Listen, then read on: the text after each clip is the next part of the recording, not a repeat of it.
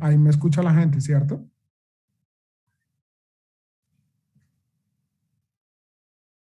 Hello, everyone. We still see people connecting. So we're in 152 and some people are still arriving. So we're gonna wait 1 more minute for me to introduce Professor Angrist. Thank you for waiting. How long should I talk for, Juan? 35? So this has been scheduled for an hour, and I guess if we allow at the end for 15 or 20, should be enough. And also, I mean, it also depends on what time what time you have to leave, Josh. We don't want to abuse your time, but probably there's going to be a lot of interest and questions. So yeah, I'm happy to take questions, but what time is it in Colombia? Right now it's 3:35 in Colombia. Yeah, I'd like to finish up by 5:30 ET. Okay, yeah. Okay, so I guess 40 minutes, you can talk for 4 minutes. Yeah. Yeah. So just for the people who are here as panelists, Carlo, Andrea, Josh asked me for people to put their cameras on because he wants to see the faces. So please, if you can do that, that would be great. Thank you. You guys are my audience, you know. As Zoom teachers, we learned that we have to have our students put their video on. That's been the challenge. Well, I take attendance, and if your video is off, it's like, you know, you're not there. Okay. But now we're back in physical classrooms, but during the Zoom interlude.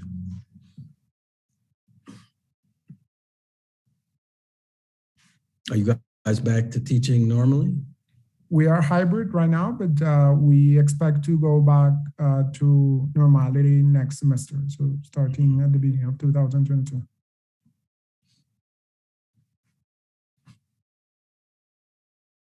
Okay, should we start?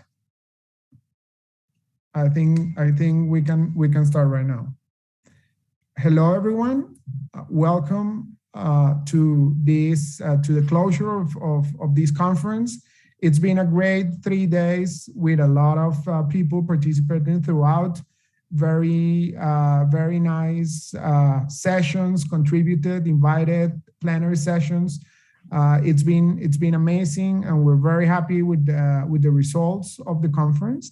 And just to end the conference on the highest note, we have this plenary session by Professor Josh Angrist. So I have the pleasure and the honor of being the chair of the session.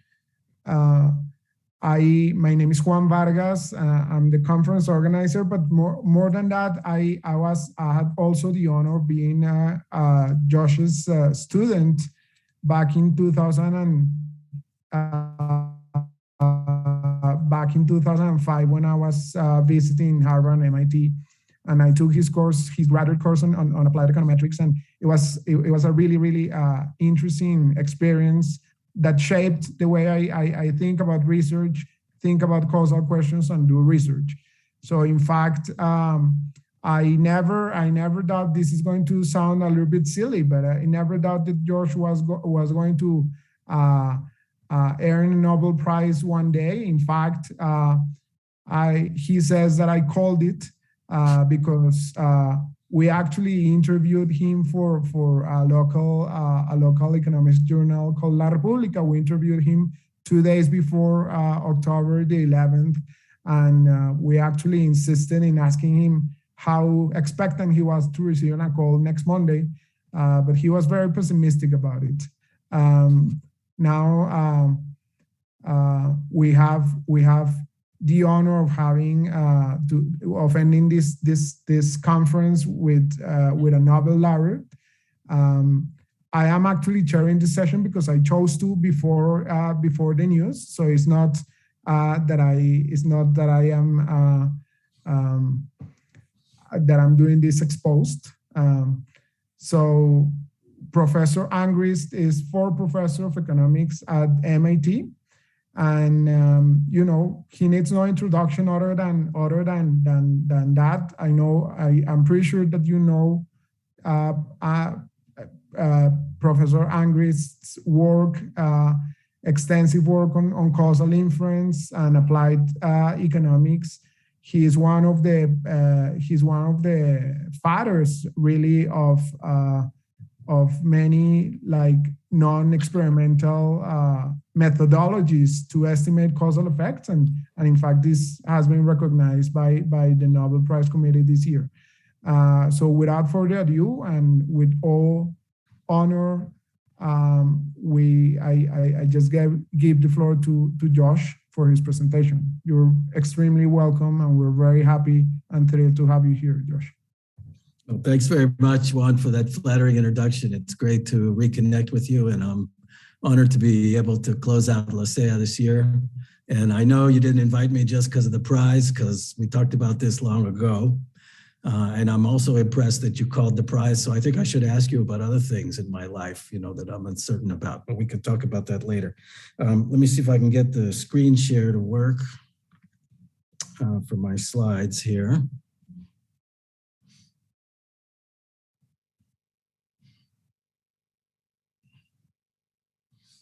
You guys see those?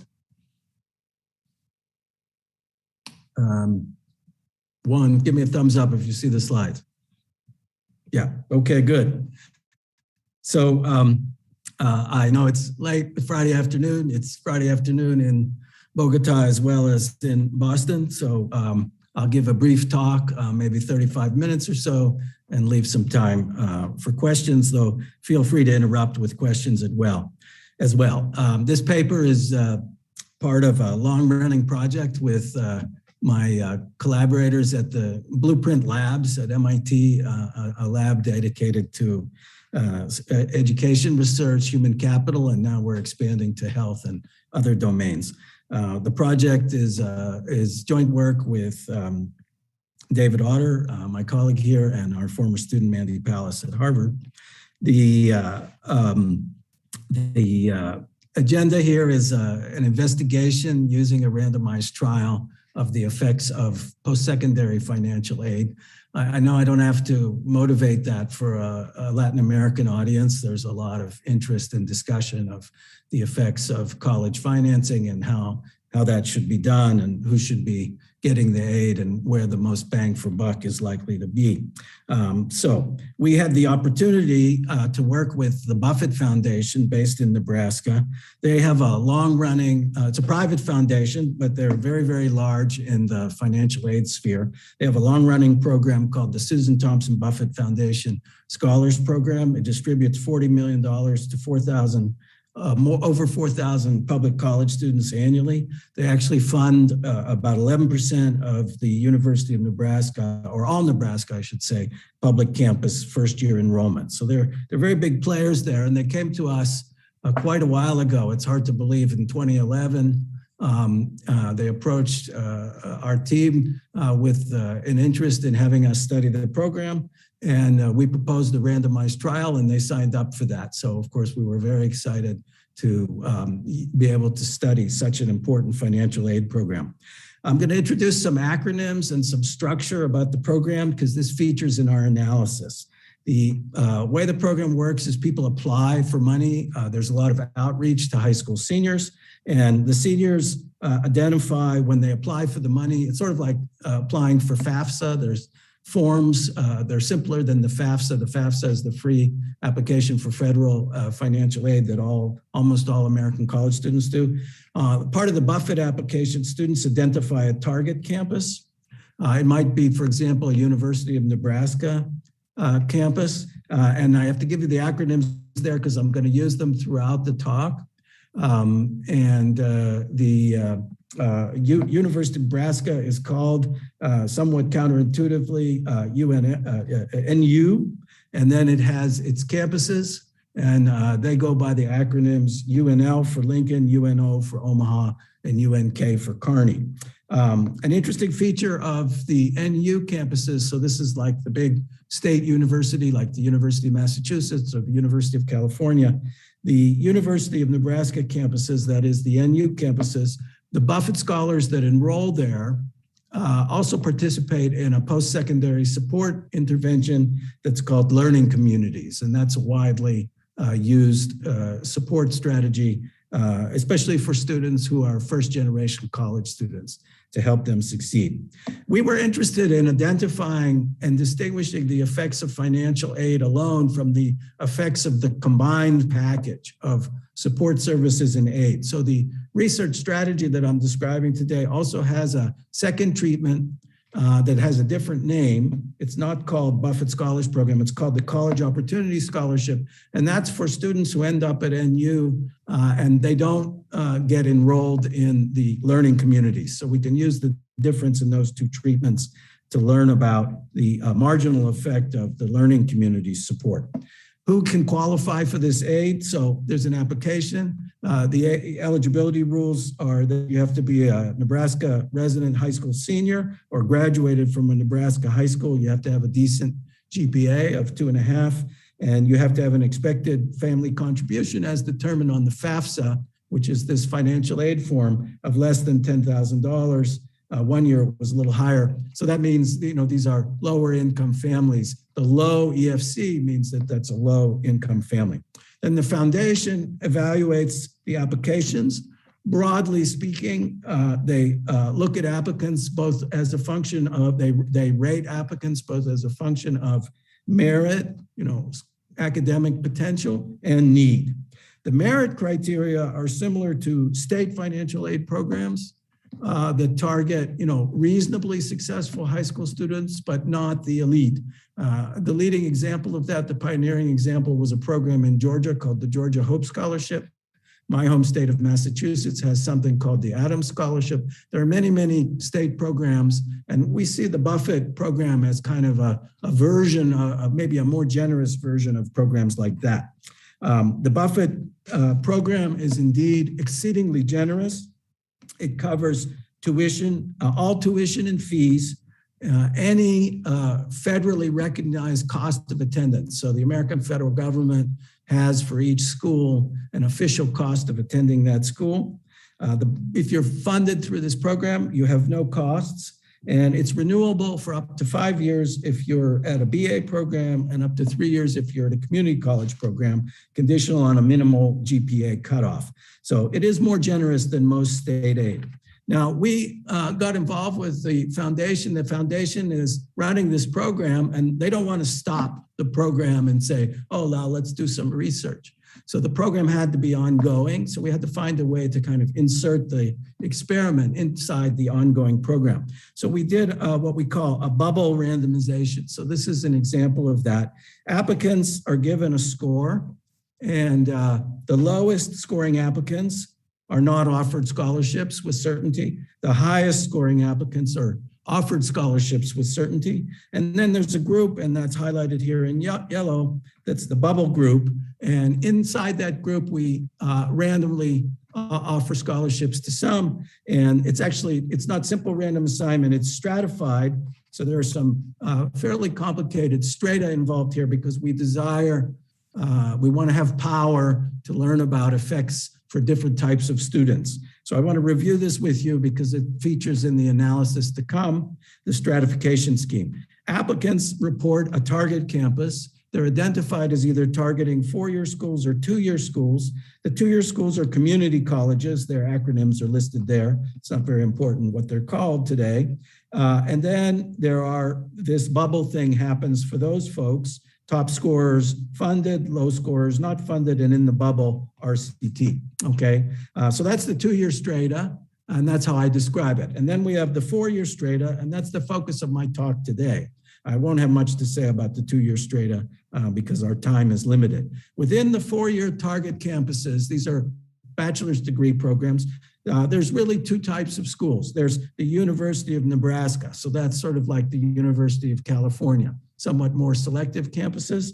And then there are state colleges. There are state colleges in California as well, so you may be familiar with that system. It's a very large system and well known to academics. Then within the strata that are defined by University of Nebraska or state colleges, for state colleges, there's bubble randomization and there's regular STBF scholarship or control in the bubble. And here for NU, it's a little more complicated. There's always awarded, not awarded in bubble, but the bubble has potentially two treatments. One is the STBF scholarship, which includes the learning communities. One is the COS scholarship, which is financial aid only. And then there's controls. So we can use that to look for differential impact on the margin of being offered or not offered the learning community intervention as well as financial aid.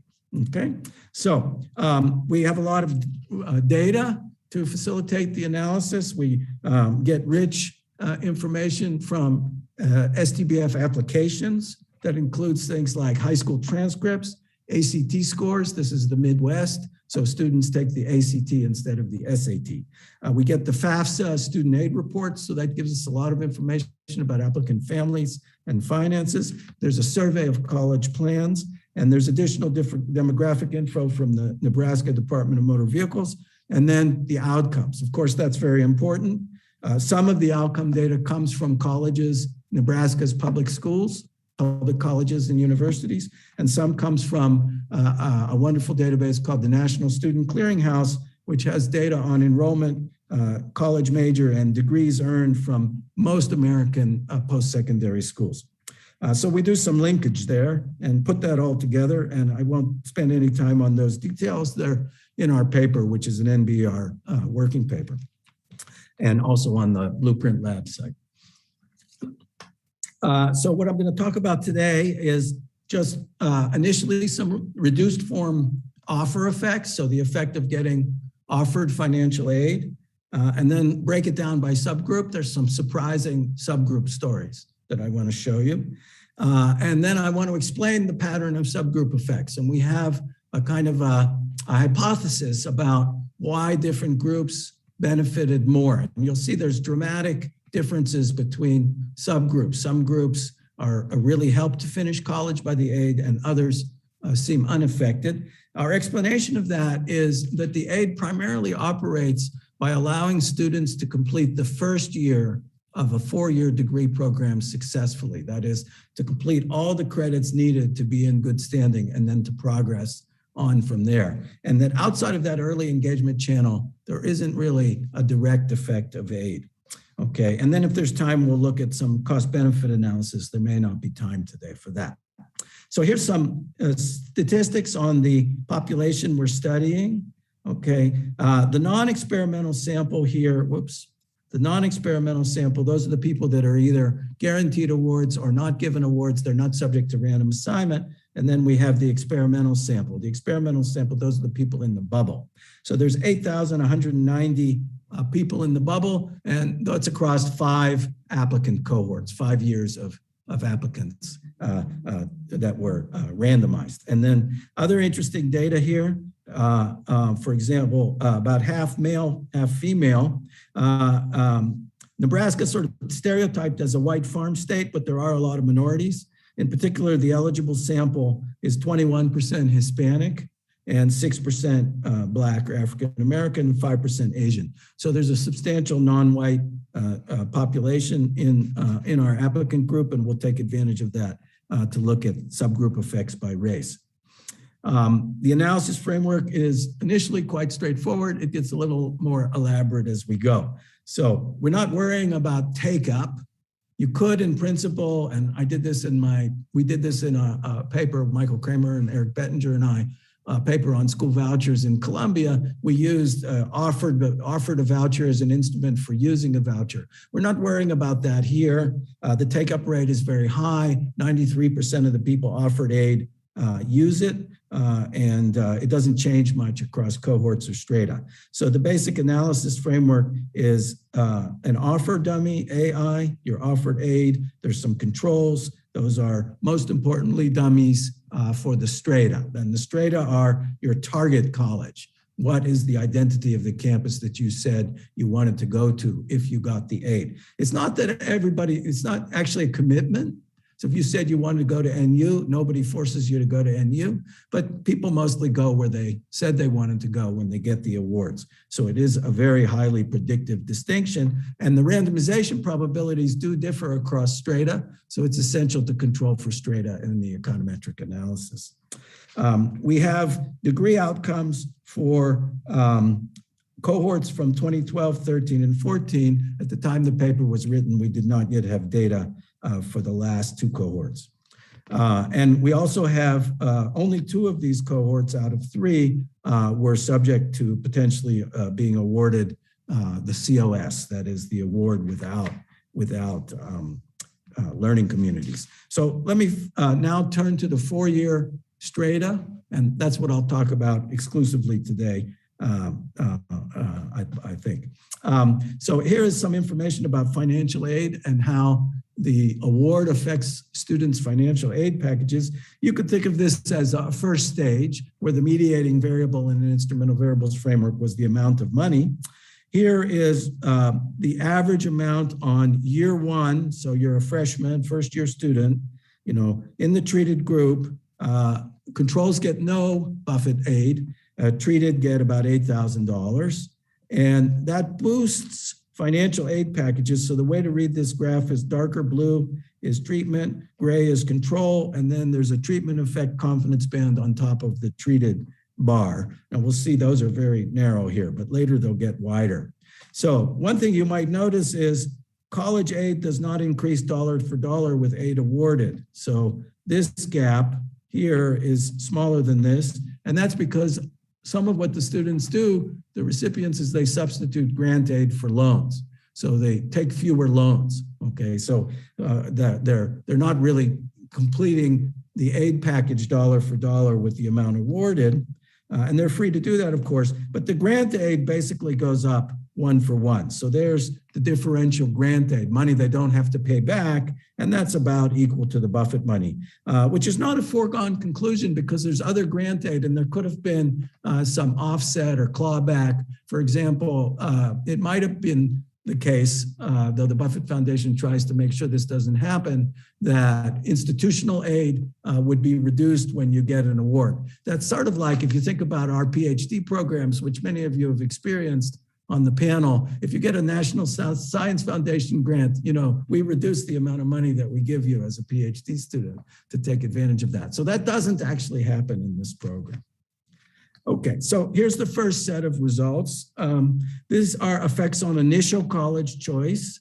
So this population, you know, these are high school seniors who are doing reasonably well, and they've gone to the trouble to complete a FAFSA, and they've gone to the trouble to apply to the Buffett Foundation for aid. So most of them go to college, at least they start college. So the control mean college enrollment rate is 96. That doesn't leave a lot of headroom for a treatment effect. There is a small treatment effect of 2.6 percentage points on initial enrollment. But what you do see is students are shifted into four-year programs. So award recipient four-year enrollment goes up by 11 points, and that's partly on account of a reduction of two-year enrollment. So the two-year enrollment rate falls by 6.7, and this is in four-year strata. So this highlights the fact that there are students who would like to go to a four-year school who, in the absence of getting aid, are going to end up in a two-year school. The control mean enrollment rate for four-year is only 83%. Which leaves enough room to increase four-year enrollment quite substantially. Another effect is to move students into Nebraska public schools relative to either non-enrollment or private enrollment. So there's some reduction in private enrollment and there's some reduction in out-of-state enrollment. Okay, so let's move on to the headline degree effects. So we were very excited to get these results last year. We had been waiting and waiting for the students to, you know, time to pass and for them to get to be old enough to finish their degrees. And you have to wait 6 years for that. Median time to completion at American public universities is 6 years. So it's not enough to look after 4. And initially we had seen either 0 or negative effects 4 years out. So that was a little surprising and worrying. But after 6 years, and this is for the 3 cohorts I mentioned, The control mean bachelor's degree completion is 64, and getting a Buffett award adds 8.1 percentage points to that. So that's about a 13-point gain. So that's a substantial effect. Some of it comes on account of a reduction in two-year degrees, 3.2 points. I'm not commenting on statistical significance, but you'll notice those are the standard errors in parentheses. These are reasonably precisely estimated effects. So we're pleased to have such a large sample. We don't have to worry too much about this just being noise, okay? So a huge gain, well, I don't know what huge, but substantial gain in BAs, some reduction in two-year degrees, but also a 5-point reduction in no degree, okay? So some people who wouldn't have gotten any kind of degree are now getting degrees, okay? I'll comment shortly on, should we think of that as a big effect or how should we think about that, okay? And we'll dig into that in a little bit, okay? Here are some initial interesting breakdowns. This is by target campus in the NU system. The NU system has 4 campuses, UNL, UNO, Kearney, and then there are state colleges. And one thing, and this is the point I mentioned before, 4 years out, the treatment effects were negative, so they're not significant. So those are treatment effects by target campus. 4 years out, they were negative, but not significant. And that has to do with the fact that students took more time to finish school, probably because they were relieved of financial considerations. But in the end, the degree effects are positive. So each number here is a degree treatment effect by target campus. So this is the Lincoln effect. So that is the most selective of the public campuses. And then there's a confidence band there, okay? The whiskers. And one thing that's interesting and turns out to be important to our subgroup story is that the students who said they want to go to Omaha, that is UNO, that's where we see the biggest gains. And I'm going to be able to explain that. At least we think we have an explanation for why that particular subgroup seemed to benefit so much. So let's move on and look at some of these subgroups. And the first thing I'll show you, and this is consistent with what I showed you by target campus, is a breakdown by whether you live in Omaha. So Nebraska, indeed, it's a large rural state, but it has a very large city as well on the eastern edge, Omaha. And many of the low-income minority applicants live in Omaha. Well, you see that so the format of these plots is how many people got a degree, and then this is control, the gray line, and this is treatment, and then the confidence interval around the treatment is the whiskers. So what you see is Omaha residents, a big effect, 6 years out, 13 points, much bigger than the treatment effect for people who don't live in Omaha. That's 5 points. It is actually statistically significant from 0, but it's more than 2.5 times as large. The treatment effect is more than 2.5 times as large on people who live in Omaha relative to non-Omaha. So that's something to explain. Okay. We also see a differential by race, though it's not as large. Treatment effect on non-whites is 9 points 6 years out. On whites, it's 7 points 6 years out. Not much difference, none to the level of precision reported in this figure by sex. Here is something that's relevant in the American context. Are you poor enough, is your family poor enough that you qualify for a Pell Grant, which is a means-tested federal grant program for post-secondary? And you see that people who are lower income, the treatment effect on them is 9 points versus 6 points for people who are not poor enough to qualify. And we also look by first generation. First generation in the post-secondary vernacular means you're the first in your family to go to college. So you have no parent with a BA. The treatment effects are larger, 9 points versus 5 points. When one parent has at least one parent has a BA. And here is also something important that connects with the Omaha story that I'll tell you in a few minutes. So the Buffett application says, where would you like to go if you get the money? And where will you likely go if you don't get the money? And so we learned from that, which applicants in the 4-year strata are likely to go to a 2-year school if they don't get the money. At least they say that. And sure enough, applicants who list a 2-year alternative, the treatment effect on them is quite large. And notice the control mean rate is only about 50% here, and then the treatment effect is 13. If you don't list a 2-year alternative, meaning you're going to go to a 4-year school anyway, You don't list a 2-year alternative. Okay, control means are higher and treatment effects are lower. So that's an interesting gradient for heterogeneous effects that we want to explore. The last thing I'll show you before getting into our explanation of this pattern is something we call the paradox of merit aid. So we look at treatment effects by what many people would see as measures of college readiness. So the first one of those is your ACT score, and we do a simple split. If you have below the state median ACT score, so that's why it's not an even split in terms of the sample, or you above the state median ACT score. And you can see much larger treatment effects for lower scoring students. So that's an irony there, because most award programs tend to favor better prepared students, but the money actually benefits students who are less prepared more. And you see that in the split by ACT, and you see it in the split by high school GPA. So here we just split it by high school GPA in our sample. And if you have a low high school GPA, meaning below the median in the sample, the treatment effect 6 years out is a 12-point increase in BA completion on a control mean of about 4.4. And above median GPA kids, they're more college ready, but there's less of a treatment effect on them, only 4 points. So that's an interesting pattern. And again, there's a kind of a paradox there, or an irony.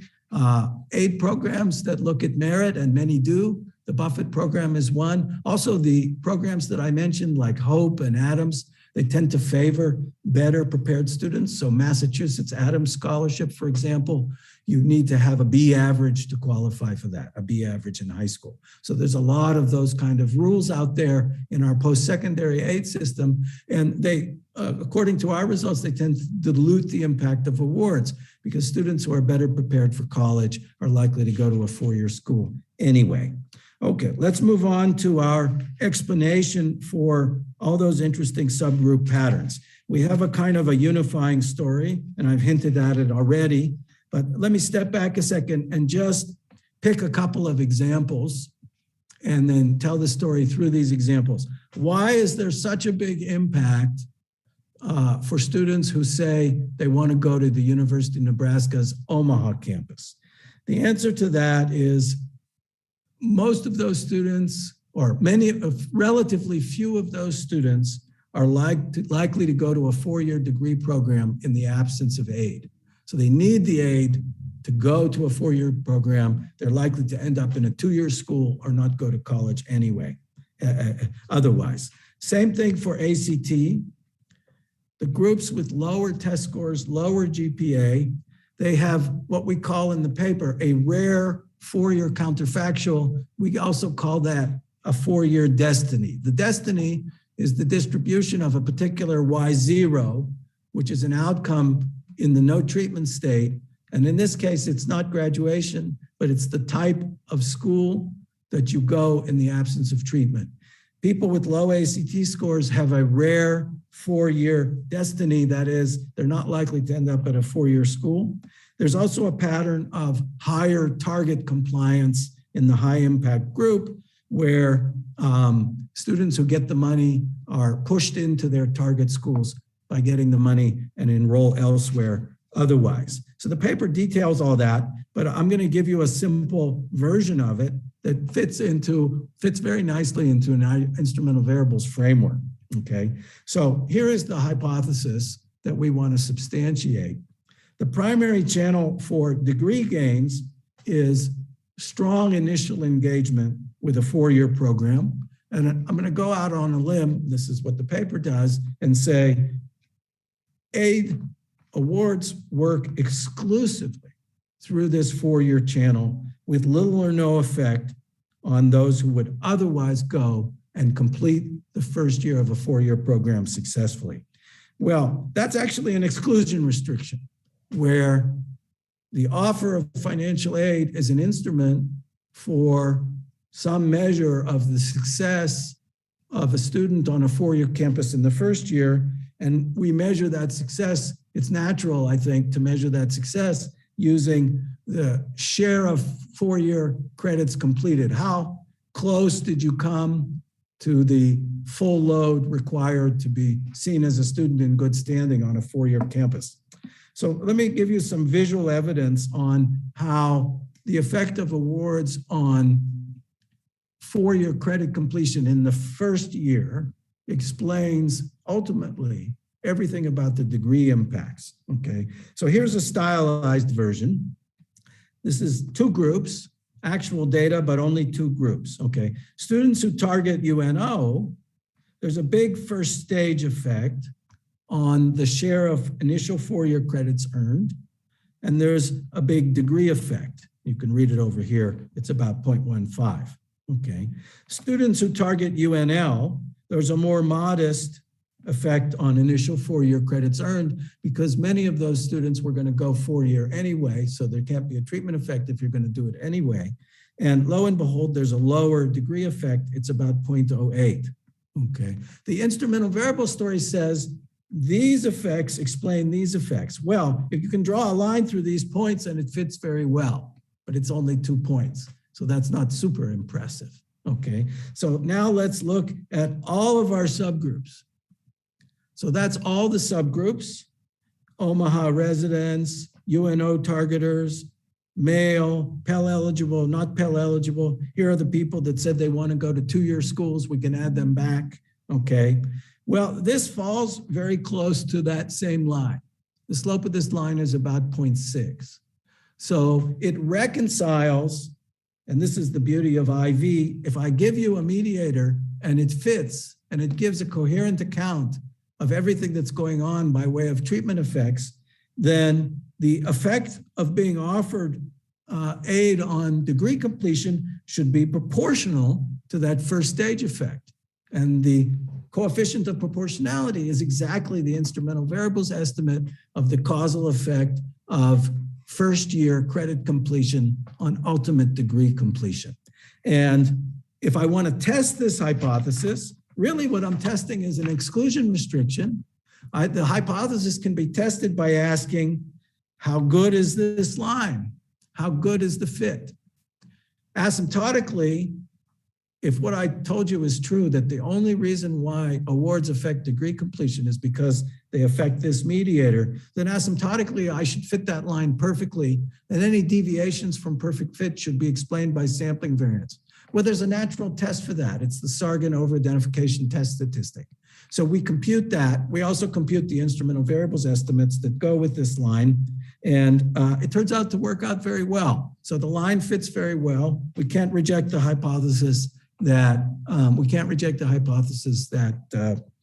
that these points really fall on this line, subject to sampling variance. So that's interesting and substantive because it suggests that, you know, the aid doesn't really have the effect. You might think that there's an incentive effect.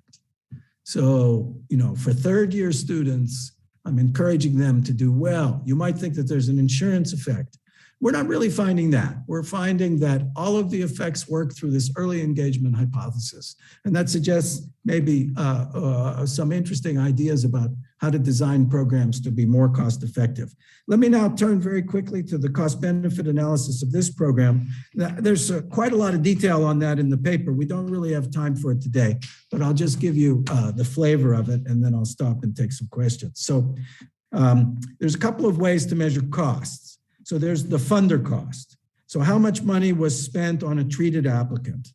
So that's $34,000. Over the course of a college career, $34,000 was spent on a treated applicant. In the controls, that number is 0. Now, another way to measure cost is how much money do students spend on school? Because a lot of what the funder cost is a transfer. I may be increasing people's schooling, but I'm also giving them money. So another way to measure cost is to say, well, I just want to look at how much money was spent on education. Spending on education should go up because we're increasing education. So the difference between cost of attendance, which is a crude proxy for spending on education, the treated group spends about $33,000 on education, which is very close to funder cost. And then the control group spends 31. So the incremental spending from the point of view of society, netting out the transfers, is not 34,000, because that's just a gift. you know. The incremental spending to society is 34 minus 30.8. So that's much smaller, and that's a lower bar for cost benefit. What is benefit? Well, ultimately, we're following the students in this experiment. We'll ultimately learn what the effect is on their earnings, but that's going to take quite some years. In the meantime, we run some human capital regressions using the American Community Survey with people in Nebraska, and we estimate a wage equation, and we figure out, you know, what are the returns to schooling for people in Nebraska, and we use that to impute the earnings gain that's associated with that 8 percentage point increase in bachelor's degrees and all the other changes in schooling outcomes that I showed you at the outset. And so overall, the award effect on earnings is predicted in terms of PDV to be about $24,000, though it's lower than if you use a higher discount rate. So you can make your own decisions there. And then you see there's some interesting race and sex differences. Non-white men, for example, get a very large, almost $50,000 gain from the program.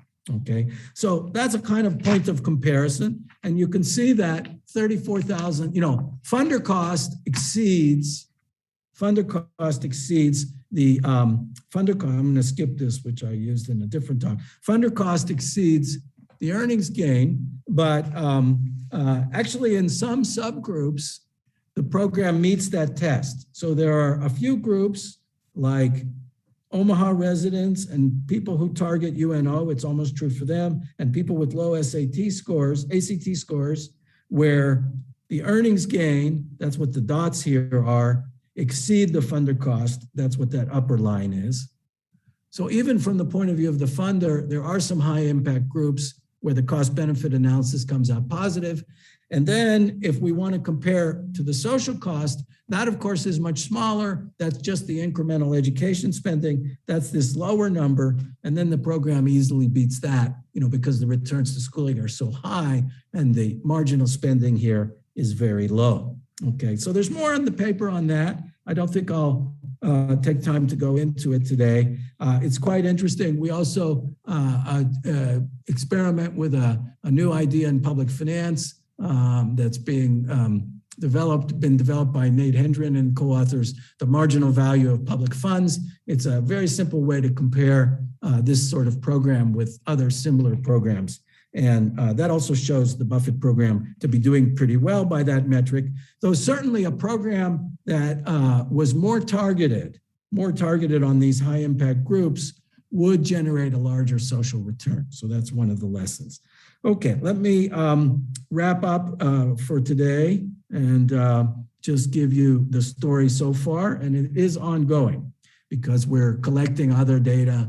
We're collecting also information on credit outcomes as well as earnings. The findings to date show that financial aid indeed creates degrees and increases schooling among four-year applicants. I didn't dwell on this, but it did not, the awards do not increase degrees for people targeting community colleges. And that's important in the American context because there's a lot of discussion about increased funding for community college students. So far, we haven't seen a big effect there, though we might down the road. Something else I didn't dwell on, but's in the paper, is there's almost no difference in treatment effects between the COS group that doesn't get the learning community surveys and the services and the group that gets the learning communities. So the marginal impact of learning communities is basically not significantly different from zero. The aid to community college and state college applicants does increase their time in school. So it's an open question whether that's going to turn up in their earnings, even though it doesn't increase degrees. Then we have the story about subgroups and mediation.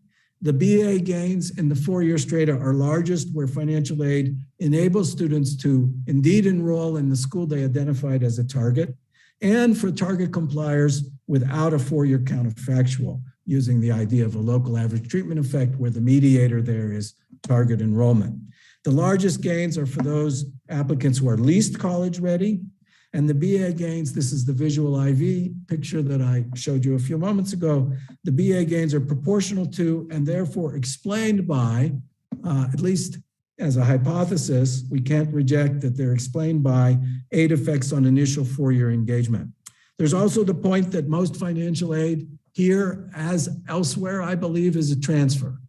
The bulk of the money flows to people who would have completed degrees anyway.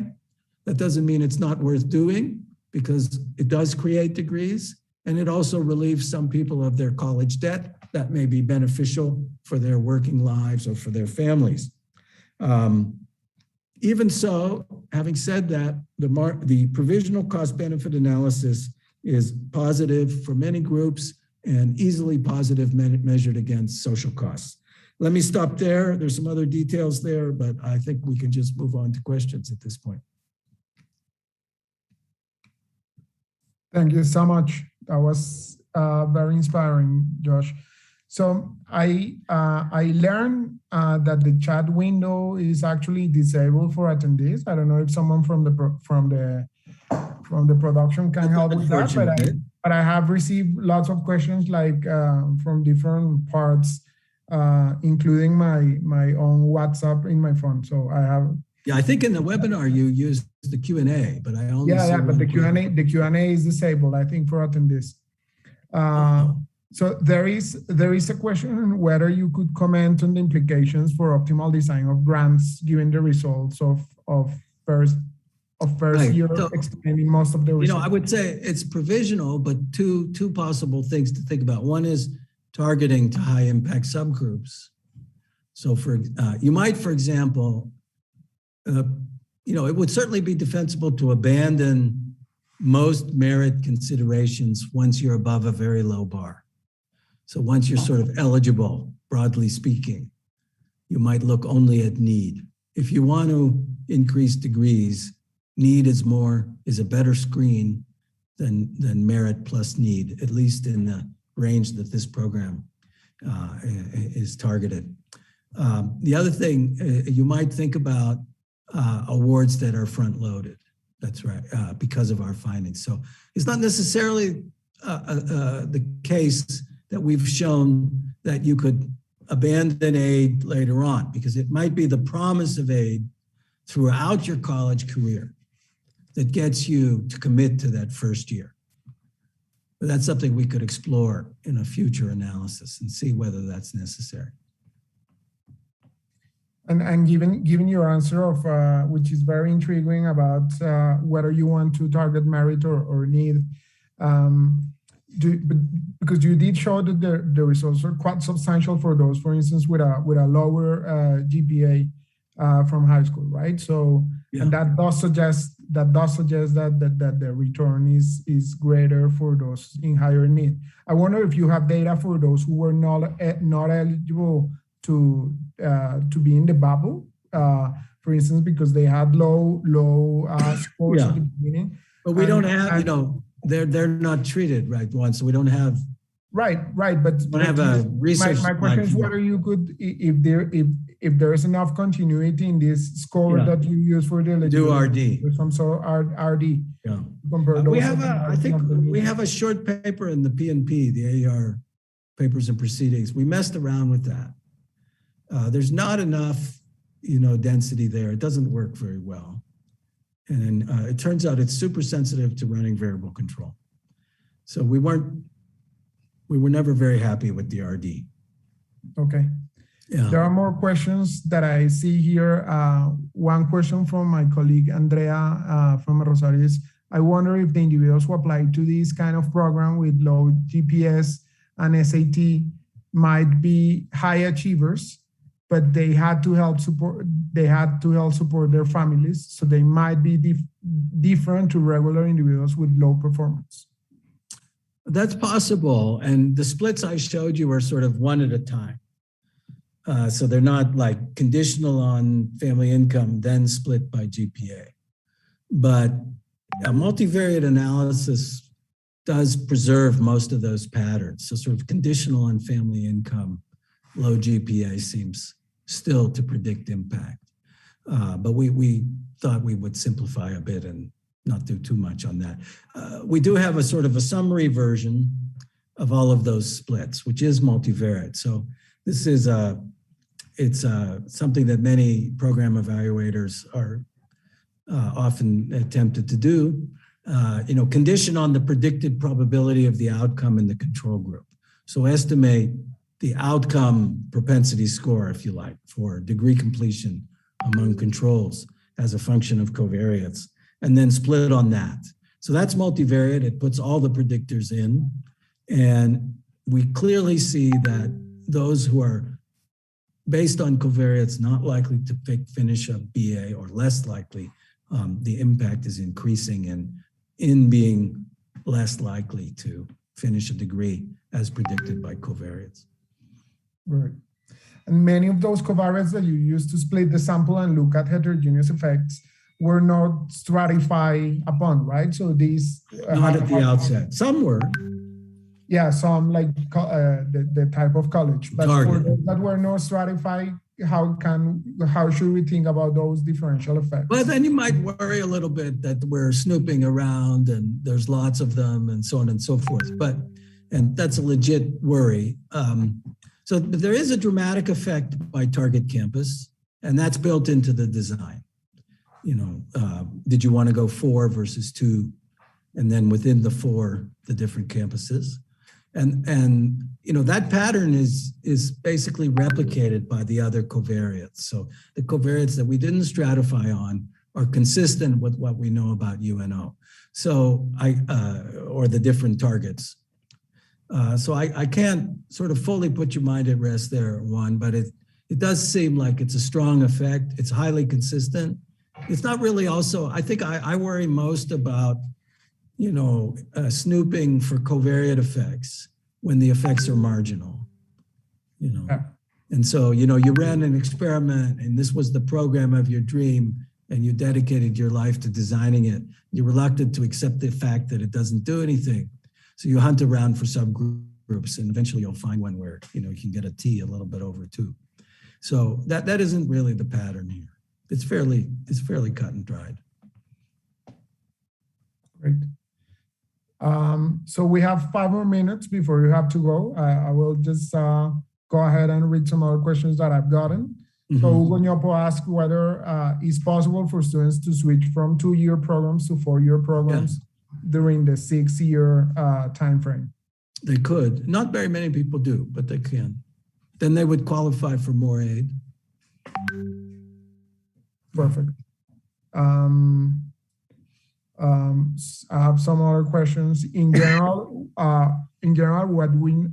what do we know if those that are more sensitive to merit-oriented, whether we know if those that are more sensitive to merit-oriented are discouraged to receive financial support based on ideology, like farmers or some religious beliefs, which seems to be common in the context, at least in that state. No, we don't have any information about those sort of things. Okay. I have another question. Given the paradox on who benefits more, would it be more socially profitable to invert the selection criteria and scores? In other words, could helping out the underachievers be an overall better way to use the scarce resources? Well, the way I think about it is you might want to get rid of the merit criteria, but you probably don't want to reward lack of merit.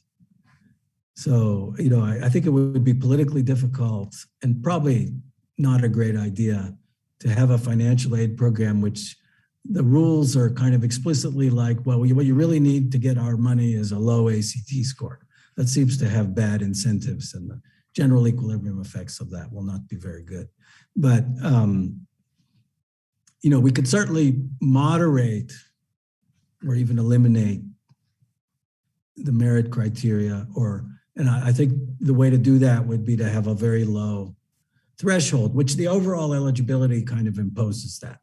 So there is a floor to the eligibility for the program. And if you're below that floor, you're not really going to end up in our data because you won't be, you'll be told that you shouldn't apply. Right. But it's a pretty low It's a pretty low bar. It's very different from a lot of scholarship money, which focuses on the high end. You know, the most well-known version of that is probably national merit scholarships. Many American college students compete for national merit. That's based on their PSAT scores. And that money is rewarding an elite, relatively elite, high-achieving group. And I haven't studied that program, but my guess is that those awards have no effect on college completion. The people who are kind of close to the cutoff there, they're going to finish their BAs either way. And probably this is going to be the last question because I want to, I gave you my word that we're going to end at 5:30. Yes. So Matilde Machado actually is reminding us that there was another plenary session this Wednesday by Ted Miguel. Mm-hmm. And he's looking at this cash transfer program in Kenya. And the question that they ask in this paper is whether there are higher returns for those that are more in need, or actually what they do is that they have this sort of machine learning strategy, which I know that you don't like so much, but they have this machine learning strategy to compute, given the covariates, given a bunch of observables who are going to benefit the most from the cash transfer. So they can actually, in terms of market design, at least they can actually learn who are going to be those that are most benefited from these sort of programs. Mm-hmm. So I guess the question of Matilde is whether it would be possible to do this kind of exercise and differentiate the returns according to observe. Well, you could do that, but our covariates are not that high dimensional. You know, so machine learning is wasted on us, I would say. The covariates are fairly, it's true that the ACT score is potentially continuous, but I think it's straightforward to think of low dimensional models. We do that. So we estimate a kind of a propensity score for Y0. And we do what Alberto Abadi and co-authors call endogenous stratification. We look at predicted outcomes. But you know, I'm skeptical, though. I don't think we've tried that analysis would be much enriched by machine learning because, you know, we have a dozen covariates and we're not really that interested in higher order interactions anyway. Right. So I would like to apologize to those that ask questions that I didn't manage to ask live. Sorry for that. But please join me in thanking Josh Angrist for this inspiring talk. Thank you so much, Josh, for agreeing to do this. Thank you for inviting me. And I know that you agreed beforehand, but you must be extremely busy, especially week. But I have to ask you what's next in my life. You should. It's been great. Thank you so much. Thanks for having me. I hope to see you in person soon. You too. Thank you. Thank you, everyone, for connecting to this session. And this is the conference comes to an end with this. Thank you for sticking by and being a complier for this late session. Very good. Bye-bye. Bye.